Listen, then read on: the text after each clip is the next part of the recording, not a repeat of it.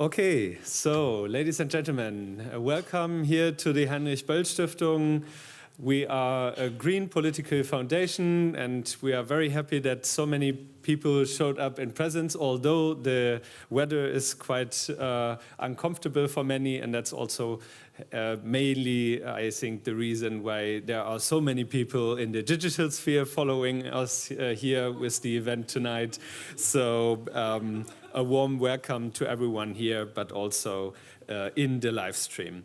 The occasion of today's event is still, it's this year, the anniversary of the European single market.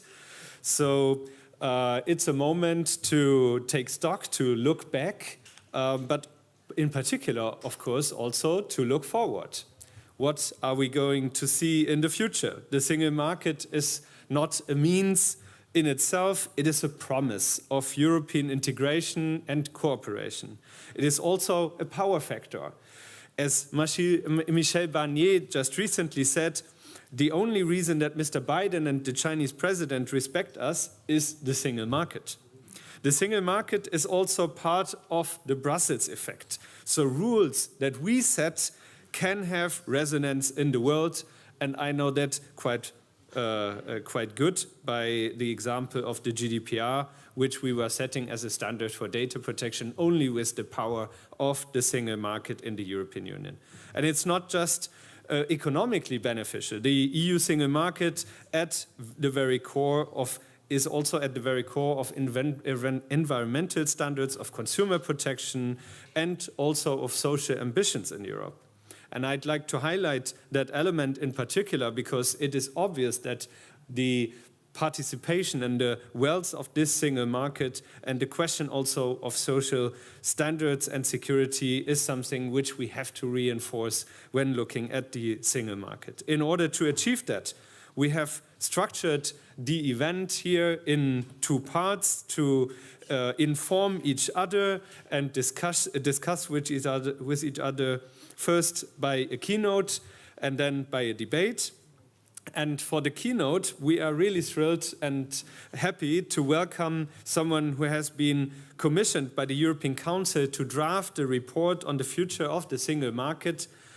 He currently serves as the president of the Jacques Delors Institute in Paris, and previously he was dean of the Paris School of International Affairs, and previously before that he was Prime Minister of Italy, and before serving as Italy's Minister for European Affairs and Minister of Industry.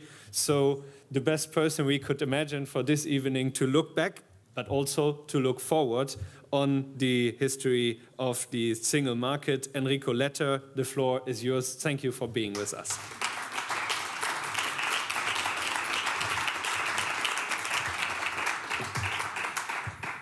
Thank you so much. It's such a pleasure to be here. I'm very pleased to have this opportunity.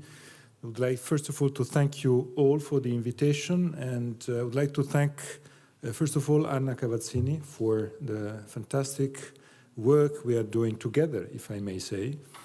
Anna, as president of the committee at the European Parliament, is leading the discussion of the European Parliament, and the European Parliament is playing a crucial and fundamental role in this part of the debate on the future of the single market. Thank you very much for the invitation, and of course I'm looking forward to discuss, debate with longtime friend Franziska Brandner and Anna Cavazzini, and thank you really for what the foundation for the Stiftung is aimed to do on this topic, because we are just at the beginning of a process. March will be the months in which my report is supposed to be presented at the European Council. And then I hope this report can inaugurate a debate, a discussion that will have the elections, the European elections, as the main moment, and then the next legislature and the next European Commission. I would like to start by saying that the single market was launched by Jacques Delors. Jacques Delors in the 80s launched this process, this exercise, and then he said, I'm aware it's impossible to fall in love with the single market.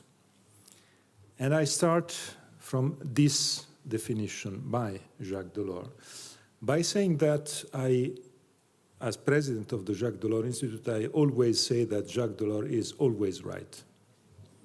But this definition, because my generation, the generation of those who became adults when the Berlin Wall was at the very center of our history, we, at the end of the day, we were falling in love with the freedom that the Berlin Wall fall created in all Europe. And at the end of the day, the single market, at the very beginning, wasn't a technical matters. It was a very hard matter, because it was freedom, liberty, freedom of movement, freedom of eliminating borders, freedom to move, freedom to exchange, freedom to learn. I have to say that the single market became later on a technical, maybe too technical field and matter.